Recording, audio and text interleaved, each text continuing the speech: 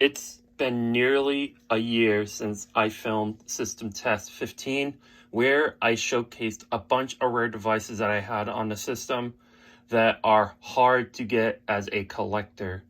However, it is finally time to show you guys System Test 16, which will feature a bunch of changes that I have made. So let's get straight to the video.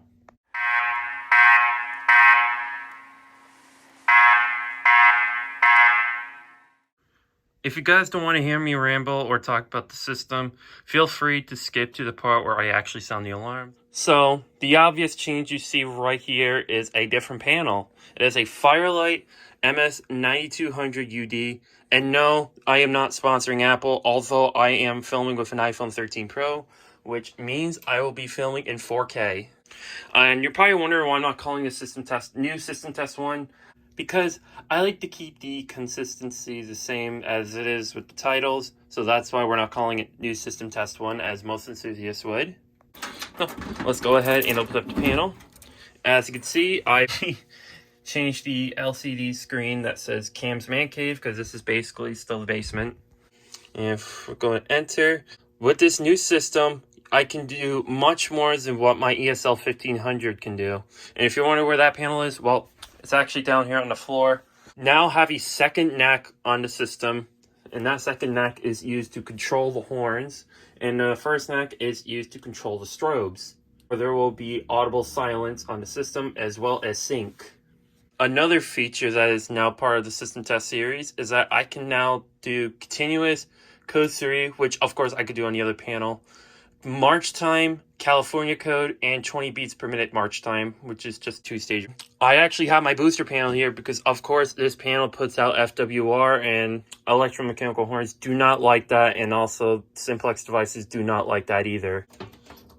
Still the same as is from the previous system tests. Now, you might be wondering what devices I have up here.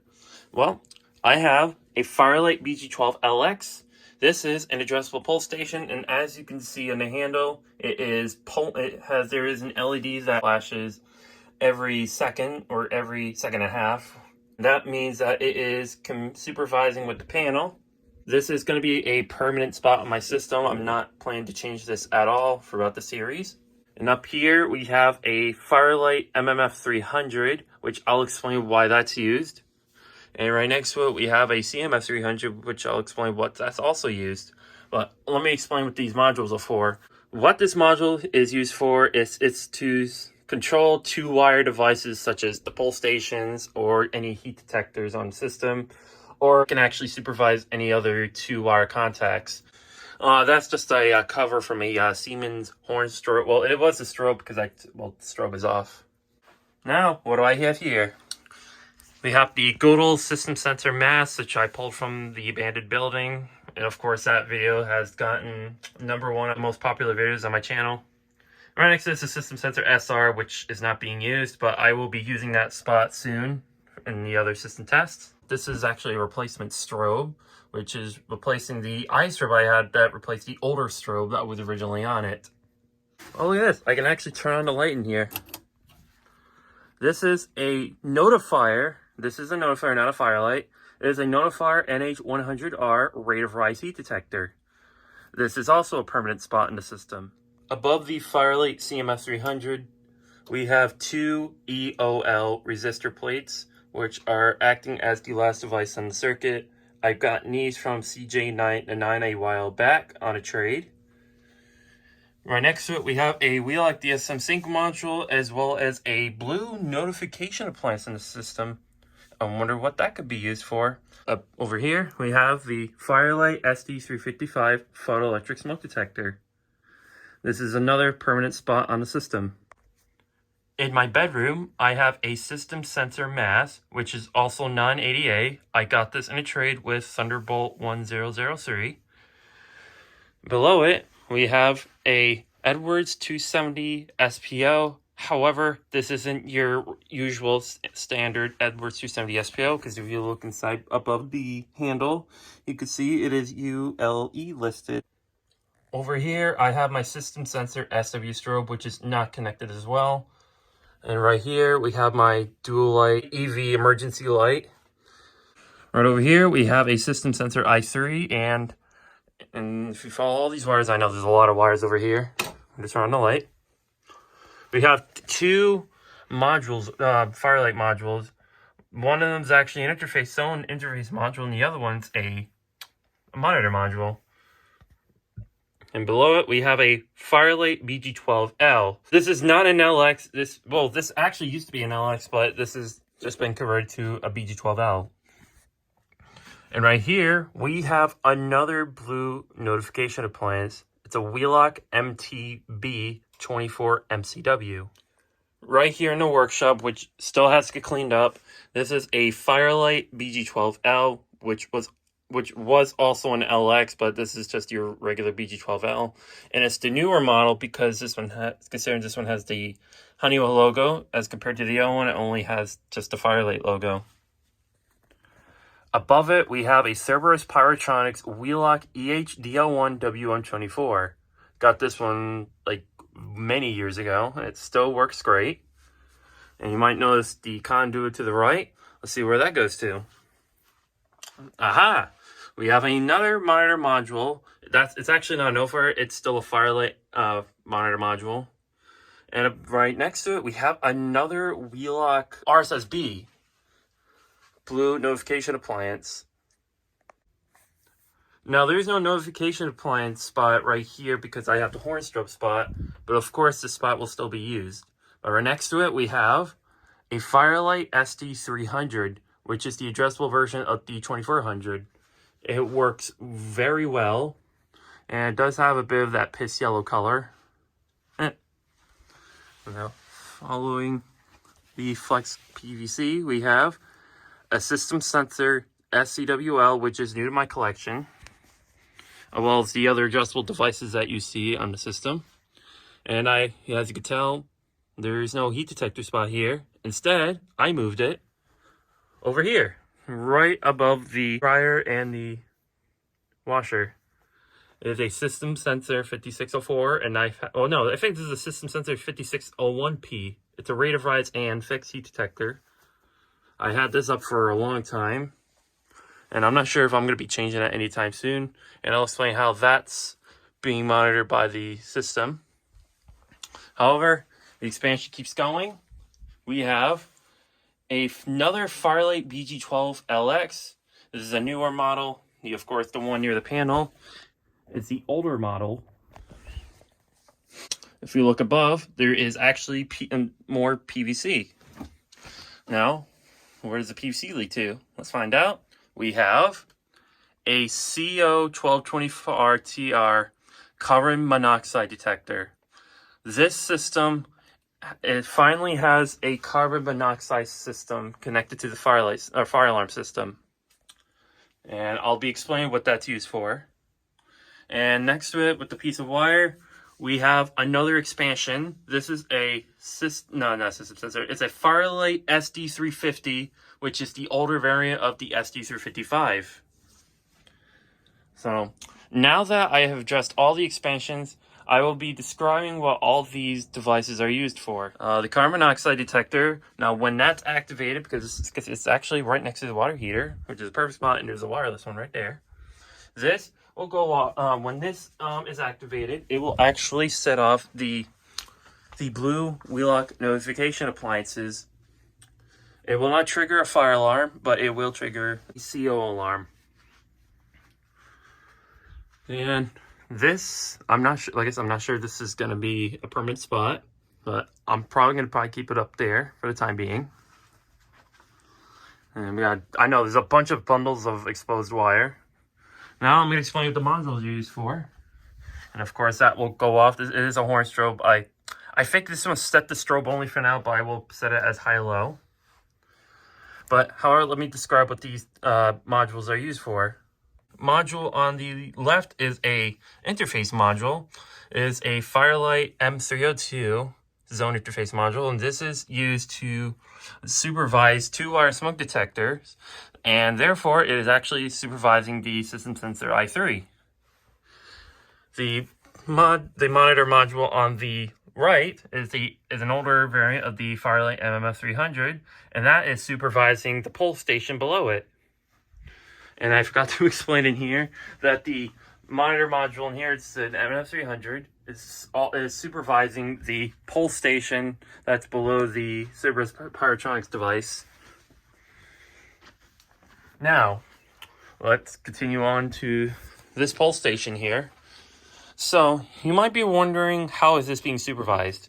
Well, there's actually a Firelight MMF302 behind it. It's on a bigger back box because it probably will not fit on a single gang back box, so that's why I have a bigger back box right here. And as you can tell inside, there is the monitor module, and that applies with the heat detector that's inside the laundry room. And I forgot exactly what the purpose of the control module, but I know it's used to power these Wheelock appliances, and also it's running through the external power on the fire alarm panel. It's not coming from the silent light panel. It's actually coming from the external power. So, and that monitor module is actually supervising the CO detector near the water heater. And I think that CO detector is in a perfect spot, considering that if fumes come out, it'll release carbon monoxide, and that carbon monoxide detector will go off and set these blue Wheelock notification appliances off. Now that I've finished talking, I can now set off the fire alarm system. All the devices are set to continuous. The masses are on 800 hertz. There is no sync, of course, but there will be audible silence. And before I pull the pole station, I want to point out something. This power supply is not staying on the system. I'm actually getting another power supply for a reason, and you'll see why I'm going to get a new one. So, without further ado, let's go ahead and pull the Firelight BG12LX. And 5, 4, 3, 2, 1.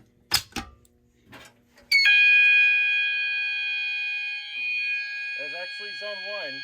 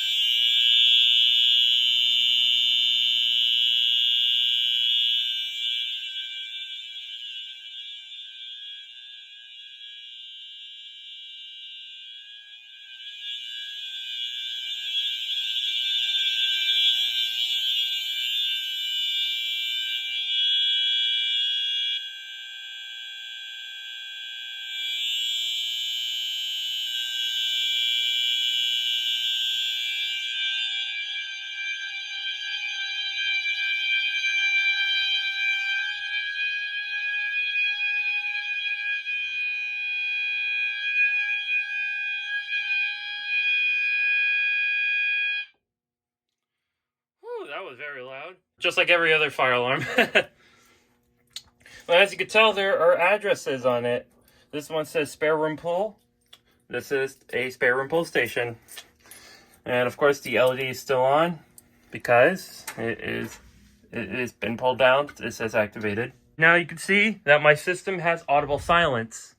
Strobe is still flashing, and so it's the system sensor strobe. I have found my flathead screwdriver, and I'm going to go ahead and pull the Edwards 270 SPO.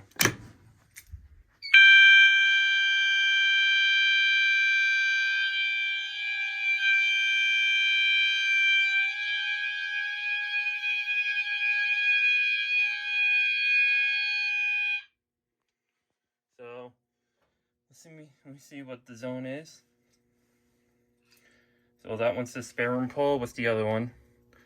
Come on. Bedroom pole. Okay, this one is set to zone 4. And I do want to show you guys something.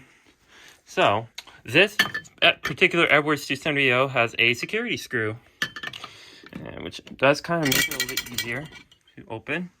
And as you can see, it says 270 SPOE. So I just thought that was pretty cool. And I'm just going to keep it pulled for now, and I'll reset all the stuff later. You can hear that strobe, the capacitor inside the strobe.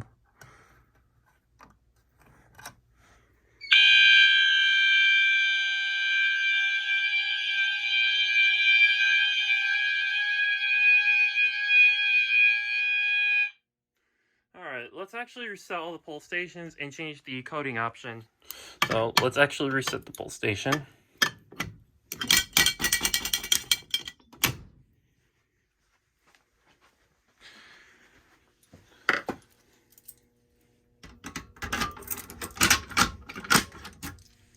All right, and let's reset the system. Now it does take a little bit for the entire system to reset. And you kind of hear that carbon monoxide, that's because everything's all resetting. Okay, so I'm gonna go ahead and go to the programming. All right, so we're in programming mode. System setup. NACs. I gotta go to NAC 2 because that's where that's the horn circuit. So coding, we're gonna set to march time, and I'm gonna show you what march time sounds like. And this does actually take a while even when you're programming. All right, let's activate this a detector. I think this is the spot.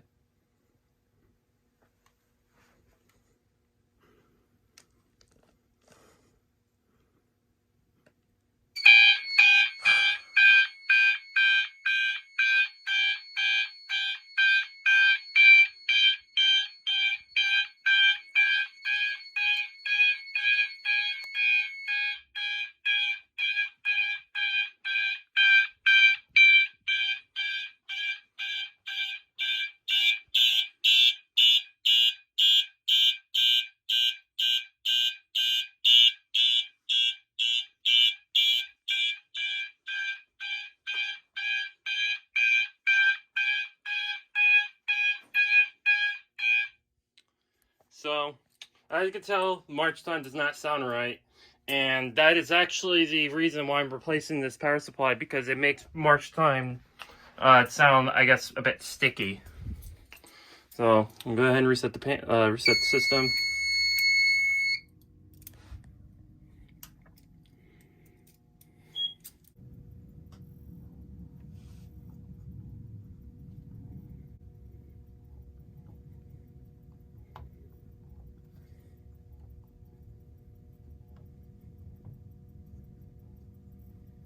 Code 3, temporal.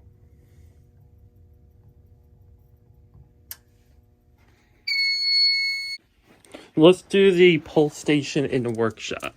And then maybe we'll also activate the ST300. And then we'll call it a day.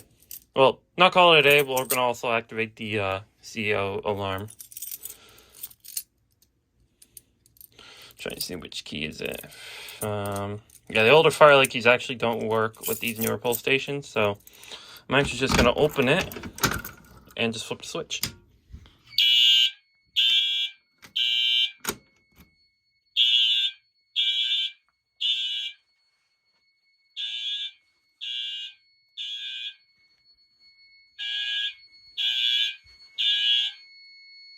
You can't really see.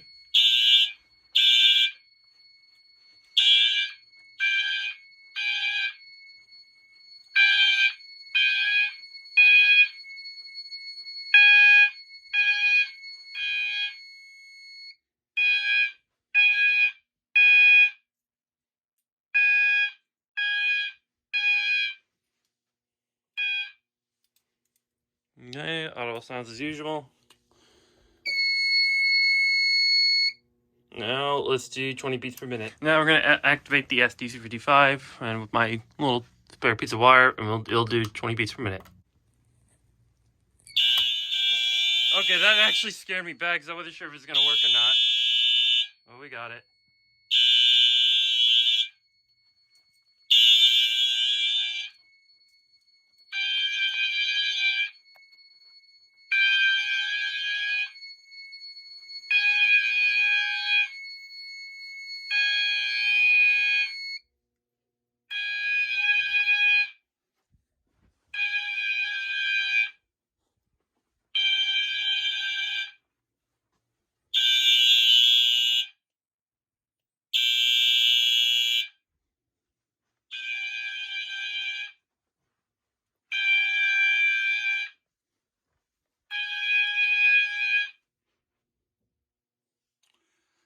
my god, that scared that scared the living daylights out of me.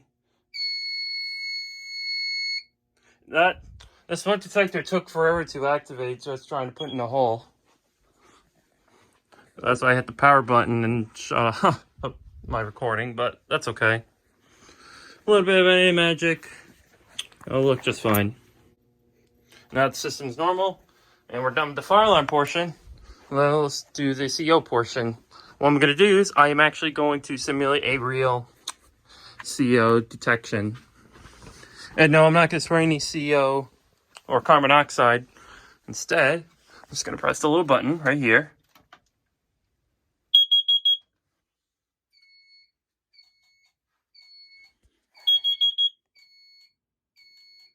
You can see the monitor module is the LED on the monitor module is on steady, and so is that CMF 300.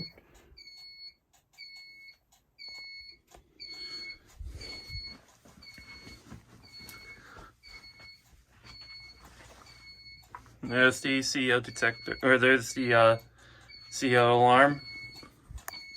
Now I did have the horn connected, but I just don't have it on, or have it connected at the moment. But maybe the next system test will have it connected.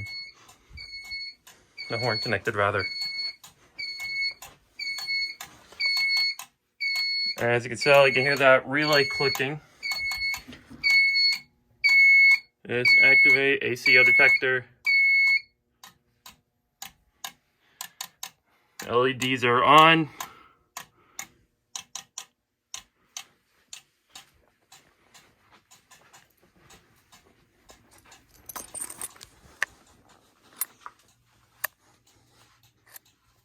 So we can get both alarms in a shot.